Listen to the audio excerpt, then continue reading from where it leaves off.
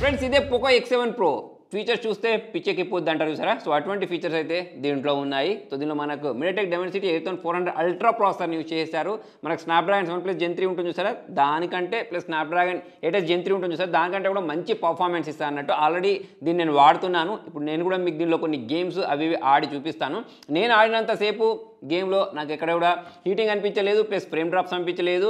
Multi tasking చాలా స్మూత్గా చేసేయచ్చు. దీంతో పాటే మీరు డే టు డే లైఫ్ యూసేజ్లో చేసి ఏ పనైనా సరే వితౌట్ డిస్టర్బెన్స్ చాలా ఆరాంగా రన్ అయిపోద్ది. అంతేకాకుండా దీనిలో మనకు UFS 4.0 స్టోరేజ్ టైప్ని ఇచ్చారు. అంతేకాకుండా LPDDR5X ర్యామ్ ప్రొవైడ్ చేస్తారు. దాని కారణంగా మీకు రైడింగ్ స్పీడ్ చాలా స్మూత్గా ఉంటుంది. ఎవరైతే హెవీ గేమ్స్ ఆడాలి అనుకుంటూ ఉంటారో వాళ్ళు ఎటువంటి డిస్టర్బెన్స్ లేకుండా చాలా స్మూత్గా అయితే దీనిలో గేమింగ్ చేసేయచ్చు. నెక్స్ట్ ఫీచర్ గురించి మాట్లాడినట్టయితే ఎవరు గేమింగ్ చేసినా మొబైల్ వాడినా బ్యాటరీ బ్యాకప్ ఎక్కువ రాలేదనుకోండి, మీకు దాంట్లో ఎంత మంచి ప్రాసెసర్ ఇచ్చినా మొబైల్ ఎంత బాగున్నా ఎంత కెమెరా ఉన్నా వేస్ట్ అయిపోతుంది కదా.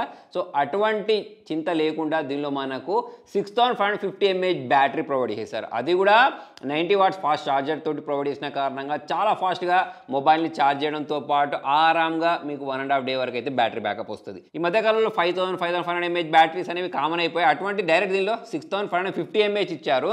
అది కూడా మనకు అంత ఎక్కువ బ్యాటరీ బ్యాకప్ ఇచ్చిన మొబైల్ అనేది బల్కీ కనిపించట్లేదు, ఇన్ హ్యాండ్ ఫీల్ అనేది బాగుంది. సో ఈ మొబైల్ని ఓన్లీ 47 minutes లోనే ఫుల్గా ఛార్జ్ చేసేయచ్చు. నెక్స్ట్ ఓఎస్ గురించి మాట్లాడినట్టయితే దీనిలో మనకు HyperOS 2.0 అని ప్రొవైడ్ చేశారు. మరి మొబైల్ ఓఎస్ గురించి మాట్లాడినట్టయితే ఓఎస్ అనేది స్మూత్గానే ఉంది. మరి దీనిలో కొన్ని బ్లోట్వేర్స్ ఇచ్చారు కానీ వాటన్నిటిని చాలా ఈజీగా అయితే అన్ఇన్స్టాల్ చేసేయచ్చు. సో మరి HyperOS 2.0 తోటి వచ్చే మొట్టమొదటి మొబైల్ ఇదే అని చెప్పేసుకోవచ్చు. మరి దీనిలో చాలా రకాల అమేజింగ్ ఫీచర్స్ ఉన్నాయి. సో దానిలో భాగంగా చాలా రకాల ఫీచర్స్ ఉన్నాయి. ఫ్రెండ్ దీనిలో చాలా రకాల ఫీచర్స్ ఉన్నాయని చెప్పుకున్నాం కదా. సో దీనిలో మనం ఇప్పుడు దీనిలో నోట్స్ అని చెప్పేసి ఒక యాప్ ఉంది. దాన్ని ఓపెన్ చేసిన తర్వాత ఇప్పుడు నేను ఒక టెక్స్ట్ని దీనిలో పేస్ట్ చేశాను. ఇక్కడ ఏ బటన్ ప్రెస్ చేసిన వెంటనే దీన్ని మొత్తం మనం ఒక సమ్మరీ లాగా మార్చాలంటే ఇక్కడ మనకు సమ్మరీ అని చూసారా, దీన్ని మనం ప్రెస్ చేసిన వెంటనే సో దీని అంతటిని ఒక సమ్మరీ లాగా క్రియేట్ చేసి మనకి ఇస్తుంది. అంటే పెద్ద పెద్ద నోట్స్ ఉంటాయి సరే, దానిలో నుంచి మనకు ఏమైనా ఇంపార్టెంట్ పాయింట్స్ కావాలి అని అంటే దీన్ని యూజ్ చేయొచ్చు. సో ఇలా మనకు ఒక సమ్మరీ లాగా ఈజీగా చేస్తుంది. దాంతో పాటు ఇక్కడ మనం బటన్ ప్రెస్ చేసినట్టయితే సో అలానే మనకు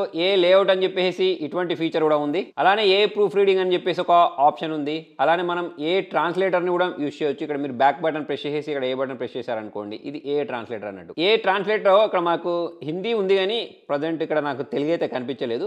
అలా మనకు ఒకవేళ నార్త్ సైడ్ వాళ్ళకైతే ఇలా ఈజీగా అయితే ట్రాన్స్లేట్ చేసి చూపిస్తుంది. త్వరలో మరి తెలుగును కూడా తీసుకొస్తారు కావచ్చు. ప్రజెంట్ అయితే ఇలా ఈ ఫీచర్ని యూజ్ చేయొచ్చు. మొబైల్ డిజైన్ చూసినా సరే డ్యూయల్ టోన్లో చూడడానికి అట్రాక్టివ్ కనిపిస్తుంది. ప్లస్ ఇక్కడ మనకు రౌండెడ్ కార్నర్స్ ప్రొవైడ్ చేశారు. సో అటువంటిప్పుడు మొబైల్ అంటే గేమింగ్ చేసేటప్పుడు ఇక్కడ మనకు షార్ప్ ఎడ్జెస్ ఉన్నాయనుకోండి, అటువంటి చేతిలో పట్టుకుంటే కొంచెం గుచ్చుకుంటూ ఉంటాయి సార్. సో అలా లేకుండా మనకు చేతిలో పట్టుకుంటే కంఫర్ట్ ఉండే విధంగా అయితే దీని డిజైన్ ఉంది. మరి back side plastic build use చేసేసారు. దాని కారణంగా కూడా మరి మొబైల్ వెయిట్ అనేది తగ్గిందని చెప్పేసి నేను అనుకుంటున్నాను. డిస్ప్లే గురించి మాట్లాడితే 6.73 inches ఫ్లాట్ అమోలెడ్ డిస్ప్లేని ప్రొవైడ్ చేశారు. 3200 nits బ్రైట్నెస్ ని ప్రొవైడ్ చేశారు. మీరు ఇండోర్లో యూజ్ చేసినా అవుట్డోర్లో యూజ్ చేసినా కంటెంట్ చూసేటప్పుడైనా సరే ఎటువంటి ప్రాబ్లం లేకుండా మనకు చాలా బాగా వీడియోస్ అనేవి కనిపిస్తున్నాయి. 120 Hz refresh rate, 240 Hz touch sampling rate అయితే దీనిలో వీళ్ళు ప్రొవైడ్ చేశారు. కెమెరా పర్ఫార్మెన్స్ గురించి మాట్లాడితే కొన్ని శాంపుల్స్ మీరు చూసేయండి. 4K 60 FPS బ్యాక్ క్యామ్ లో రికార్డ్ చేసుకోవచ్చు. సెల్ఫీ క్యామ్ వచ్చేసి 1080p వీడియోస్ ని రికార్డ్ చేసుకునే ఆప్షన్ ని ప్రొవైడ్ చేశారు.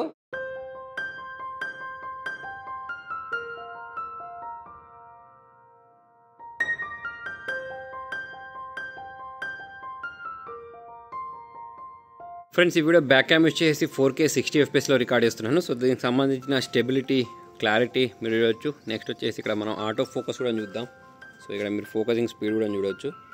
సో దీంతో పాటే దీనిలో మనకు గొరిల్లా గ్లాస్ 7i ప్రొటెక్షన్ని ప్రొవైడ్ చేశారు. IP68 రేటింగ్ తోటి వస్తుంది. దాని కారణంగా మొబైల్ అనేది చాలా డ్యూరబుల్గా మారిపోద్ది. ఆల్రెడీ నేను ఈ మొబైల్ని చాలా రోజుల నుంచి యూజ్ చేస్తున్నాను. ప్లస్ ఈ మొబైల్ సంబంధించిన ఫుల్ రివ్యూ అనేది నేను మీకు 9th రోజు పోస్ట్ చేస్తాను. ఇంకా కొన్ని డేస్ వాడిన తర్వాత దీని కెమెరా పర్ఫార్మెన్స్ ఎలా ఉంది, మొబైల్ పర్ఫార్మెన్స్ ఎలా ఉంది, ప్లస్ ఈ మొబైల్ డ్యూరబుల్ అంటున్నారు.